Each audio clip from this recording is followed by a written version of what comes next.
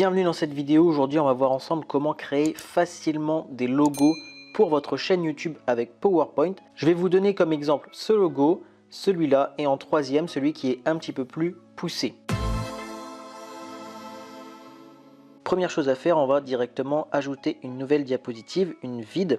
On va faire clic droit sur la diapositive, mise en forme de l'arrière-plan, on va lui mettre un remplissage uni, on va lui mettre une couleur foncée pour que les lettres puissent ressortir. Une fois que c'est fait, je vais quitter ici et je vais aller directement dans insertion, puis zone de texte et je vais aller écrire la lettre qui représente ma chaîne. Donc moi ça va être le A, je vais l'écrire comme ça, là c'est en noir, c'est en tout petit. Donc ce que je vais faire, c'est que je vais venir cliquer dessus, le mettre à droite pour aller choisir la police, mais on va peut-être l'augmenter avant pour voir un petit peu la forme que ça va avoir en fait. Donc là, une fois qu'on a une belle lettre, on peut regarder toutes les polices. Il y en a aussi à télécharger sur le site google.font qui est super intéressant pour avoir de jolies polices. Moi j'ai choisi celle-là parce que je la trouve vraiment sympa. Donc je vais cliquer dessus. La taille, je vais la mettre à peu près, on va la mettre en 287, je pense que c'est pas mal. On peut bien voir la lettre comme ça en plein milieu. Ensuite, je vais venir centrer ici, puis dans organiser, dans mise en forme, et bien aligner, centrer. Voilà, comme ça on est pile au milieu de la page et je vais aller changer la couleur. Donc moi la première couleur c'était le jaune, donc je vais aller ici, je vais cliquer sur jaune. Ensuite je vais venir reprendre le cadre juste ici et je vais appuyer sur CTRL D. Voilà, donc ça vous fait une deuxième lettre qui est en superposition. Je vais la mettre bien à côté comme ça et je vais aller changer la couleur. Je vais la mettre, elle était en blanc. Voilà. Je refais CTRL D, donc ça me met le même espace à peu près et là je vais aller la mettre en bleu. Donc bien évidemment, comme je vous disais, encore une fois, c'est en fonction des couleurs de votre chaîne YouTube. Hop, je vais venir prendre les trois comme ça. Hop, ici, grouper. Et une fois que c'est groupé, encore une fois, on peut aller dans aligner et centrer. Et là, on a notre logo qui peut être pris en compte. Donc on va pouvoir ensuite le télécharger. Je vous montrerai ça à la fin de la vidéo et le mettre sur la chaîne YouTube. Bien évidemment, vous pouvez gérer l'espacement entre les lettres, etc. Ça, c'est vous qui voyez. On va directement passer à ce logo-là. Donc là, directement, on va prendre ce qu'on vient de faire. On va faire CTRL D sur la diapositive. Ça va nous créer une deuxième diapositive. Ça va la dupliquer. On va venir dégrouper le groupe, du coup. Hop, grouper, dissocier. Donc là, on a nos trois lettres, entre guillemets. On va en prendre une, on va la supprimer. On va en prendre la deuxième, on va la supprimer. Et on va en garder qu'une. Celle qu'on va garder, on va aller ici dans mise en forme et on va aller dans format de la forme juste ici. Voilà. Ensuite, on va aller dans options de texte. On va aller sur contour du texte en bas, très plein. Et là, on va aller lui ajouter une couleur blanche de contour avec, on va dire, à peu près une quinzaine de points. Déjà 13, c'est pas mal, pour avoir un joli contour blanc. Et là, vous voyez, vous avez énormément de choses à voir. Arrondi, biseauté, d'angle, plate. Moi, j'ai laissé tout simple, plat, arrondi. La composition, je l'ai laissé comme ça, avec un seul trait. Type de tiret, je l'ai laissé très plein, mais vous pouvez faire énormément de choses. Imaginons que je voulais en pointillé, vous voyez. Bon, là, ça fait moche, mais il y a énormément d'options. Vous pouvez également, d'ailleurs, changer la transparence ici, en fonction de ce que vous voulez. Moi, j'ai laissé en trait blanc, tout simple, comme je vous ai dit. Une fois que c'est fait, vous allez ici sur ombre, sur effet, et ensuite ombre.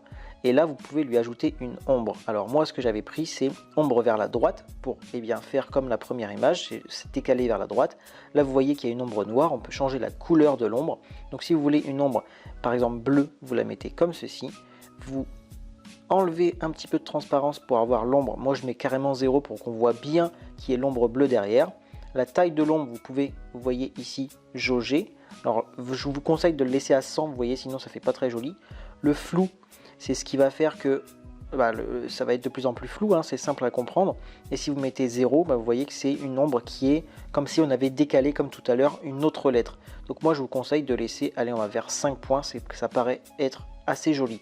Et ensuite, vous avez la distance de l'ombre, vous voyez, en fonction, si je mets trop grand, vous voyez, c'est comme si l'ombre, elle disparaissait vers le bas. Donc moi, je vous conseille de mettre, pareil, en fonction de ce que vous voulez, mais 4-5 points, c'est déjà joli, quoi. Alors vous pouvez rajouter des reflets, des éclats, des bords estompés, format 3D, etc. Mais pour un logo, je pense que ça suffit largement. On a déjà 3 couleurs. 3 couleurs, c'est très bien. Et on a un joli contour, une jolie ombre. On va pouvoir directement passer sur le dernier logo qui est, lui, un petit peu plus poussé.